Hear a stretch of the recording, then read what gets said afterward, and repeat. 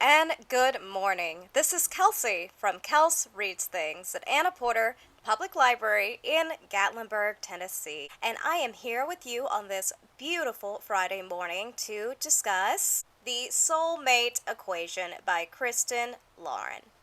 This book is an adult romance book, and there are just a couple of things that I would consider trigger warnings. TW for short, that's internet speak for trigger warning. And I like to go ahead and let people know about trigger warnings in my videos just to give you a heads up of what to expect if you decide to pick up this book based on my review. Some of the triggers include an accident that happens to an older individual in the book. It is a person that the main character is close to. There's also a neglectful parent present. Substance abuse is brought up, and there is also with that a parent that is a user of drugs. Okay, now that I've gotten like the major triggers out of the way, I really can't wait to discuss with you the plot of this book. Alright, the soulmate equation. So the soulmate equation evolves around a young woman named Jessica. I believe she's 29 when the story opens, just about to enter her 30s, and she is a freelance data analyst slash statistics predictor. She works with numbers primarily, and I believe algorithms, and even I think she does maybe a little even bit of coding. I can't quite remember, but she is a freelance data analysis. And she's also the mother of 7-year-old Juno. Juno was born whenever, I believe, Jessica was about 22 whenever she had Juno, and she had her from a long-term boyfriend who was not interested in parenting Juno or being a part of her life whatsoever. So she is a single parent, and she is a data freelancer. Her best friend is a mystery romance novelist named Izzy. Really, I think her name was Felicity, but she went by Izzy, and she was definitely the comedic relief that this book needed. So Jessica's got a lot going on in her life, at least evolved in her immediate life. She lives right next door to her grandparents who raised her. She has a little girl who's 7 named Juno, who's very creative, and I thought Juno was very realistic. So Jessica has a lot going on in her immediate circle. She's close to her grandparents, she's obviously close to her daughter and her best friend, and she doesn't really feel like there's any room necessarily for anyone else in her life, especially in terms of romantically. However, as the book is unfolding, Jessica starts to realize just how lonely she is, and when an opportunity for her to meet her perfect person presents itself, she finds it harder and harder to resist. Especially when she and Izzy are at their usual coffee shop spot one day, and they run into a character who they refer to as Americano. Mostly because he always comes in to get an Americano. He's very brisk, he's quick, and then he's out of there as soon as possible. Turns out he is the CEO and the mind behind a new app that basically puts people together based on their genetics as well as their personal preferences for a partner. So they'll combine your DNA testing with other samples to determine compatibility, which is pretty incredible technology. The higher you score with an individual, the more likely you are to stay together. And one moment, when in a moment of weakness, Jess decides to send her sample in, and turns out she might be matched up with someone on such a high level that it will be hard to ignore it. Will Jessica decide to give up on the app, dating, and everything else regardless of this high score with this one individual, of whom I won't reveal? You should find out by reading The Soulmate Equation by Kristen Lauren. So that was my general synopsis of the plot. I enjoyed this book. We do have it at the library. As I've mentioned in the past, I very rarely will give book reviews of books that we don't have here, if ever. And even if I were to give a book review of a book that is not here at this library, I would eventually purchase it. probably immediately after doing a book review on it. Okay, so this book specifically, it's relatively new. It came out this year, and I honestly thought that it was very unique, but also kind of timeless. There were elements of it that I've definitely seen in other books, such as kind of the enemies to lovers, or at least the, acquaintances who aren't really fans of each other, to something more. It was a romantic read for certain, but it wasn't rushed. It really took its time, and the characters got to know each other a little more thoroughly before they just dived into a love affair, which I really appreciated. I really thoroughly enjoyed every character. I'm one of those readers that I'm not super picky about characters. I mostly read just to have a good time.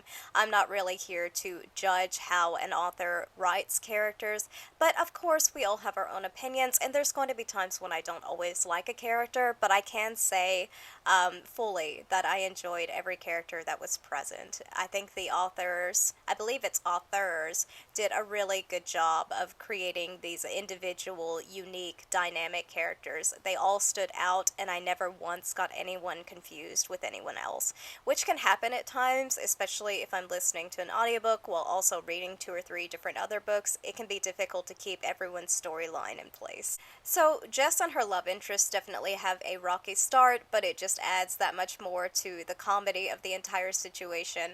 And I really appreciated something about Jessica, especially, was that she was very concerned, obviously, about her daughter and how her daughter would respond to a man being in her life. Especially because Juno and Jessica have always just been Jessica and Juno together her whole life. So, of course, Jessica was a little bit hesitant to introduce anyone new into her daughter's life, which I believe was pretty realistic, and I also think it made her a really good mom. I think I should also mention, I believe the story is based in LA, Los Angeles of California, just in case you're curious. I thought Juno was a very realistic child. She was very creative, and she was actually really entertaining to read about. Jessica and her love interest, I thought, were very, very precious, especially the progression of their relationship. They obviously started off as not really knowing each other. They've slowly become acquaintances. Turns out they find out they have an extremely high match, like unheard of kind of high match, and because of that, it kind of throws them into fame. Everyone is wanting to interview them, and I don't want to give away who it is because it's such a big reveal. I think it's kind of apparent once you start the book, but again, in the past, I've been bad about giving away a little too much information, so I'm trying to avoid doing that in the future. I also genuinely liked the main character, Jessica. I thought that she was a responsible parent. She was a good person. She's just trying to look out for what's best for her kid, as well as what's best for her grandparents. But at the same time, Jessica was kind of typical in terms of focusing so much on taking care of other people that she doesn't consider her own needs at times and her own loneliness. So I really liked seeing her kind of grapple with what was best for Juno and what was best for both of them, and also what was best for her. So trying to balance all of these variants in her life, I just thought that the authors did a really good job of presenting that and presenting that issue to the reader and how a responsible parent would typically respond. But I'm just saying, if you have a match that's as high as their match was, I mean, I would definitely give it a chance.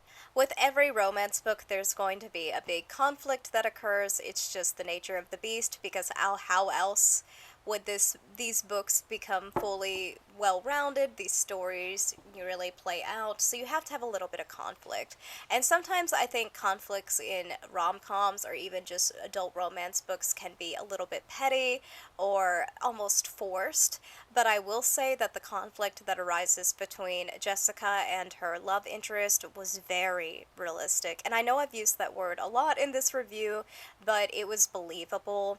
It was something that I think would naturally kind of occur, especially with the wrench that is thrown at them about 60 to 65% through the book. I think it was even closer to 70% through before this dilemma arose. And just the way the characters handled it, I thought it was more mature and, again, just more genuine than in the last few rom-com books I've read, some of the conflicts just felt, like I said, kind of petty, kind of forced, maybe not quite as realistic as I was hoping they would be, but I will say that the authors did a really great job of creating this conflict. It was believable, and even how the characters responded was mature, realistic, but also mature, and I really love how they resolved their conflict in the end. So Jessica not only was a very supportive and thoughtful mother, but she also was just dealing with a lot of issues with her own mother. And that's all I'm really going to say in those regards. There are some challenges that Jessica has to face aside from loneliness, and at one point she does have to learn how to create some boundaries and barriers for her own mental health as well as her child's health. I was really proud of how Jessica as a character handled that and how the authors wrote that situation. Again, I just really liked this book because it wasn't only just entertaining, the characters were great, but again, there were a lot of scenarios and situations that occurred that I thought were just more based in reality than in the past few rom-com books that I've read. And sometimes I prefer a little bit more fluff and idealism, and sometimes I like something that's a little more realistic, concrete, and contemporary. So it's nice to have a little bit of balance of everything. And as I mentioned, it is an adult romance book. I will say there are obviously a couple of adult romance scenes. However, I think based on the language that was used, there was quite a bit of vagueness, as well as just, it wasn't, how do I say this? It wasn't extremely intimate, it wasn't extremely, vulgar or anything of that nature. I think that, again, I can't ever tell you what to read based on your age, but I think most anyone who is comfortable with adult situations and scenarios would be comfortable reading this book. And before I go, I also would like to just touch on the relationship app slash the algorithm or whatever that was made. I thought that that was really unique. Again, there's a lot of rom-com books that are out right now that are about dating apps or new means of dating, new means of developing compatibility. But this one was really unique, taking people's genes, taking people's DNA, something that we literally cannot change, and pairing it with other individuals so that you match was just a really interesting concept. And I would like to see that actually maybe even take place in today's world. Alright, so all that being said, I will say I did thoroughly enjoy the Soulmate equation. I thought the characters were realistic, but also very well written and just entertaining. There were a lot of comedic moments. There were a lot of intense moments too. And I think it takes a talented set of authors or author, depending on the book, to create a book that is supposed to be a little bit lighthearted, but also have quite a bit of feeling, quite a bit of reflection for you to think on after you've finished. I also just enjoyed, again, the plot, the general scenario. I think I've said this a million times, I liked all of the characters. I thought that they were very well fleshed out. And I also guess I should say that it was a modern writing style, definitely something that most adults can relate to. And all that being said, because I thoroughly enjoyed it, because I thought it was very realistic, and just in general because it was a little bit different than other romance books that I've read this year, I gave The Soulmate Equation by Christina Lauren 5 stars. Thanks so much for viewing my video with me today. As I mentioned in my previous video, I'm going to probably most likely start doing book review videos on Fridays now, just so everyone will get a chance to maybe view it before the weekend.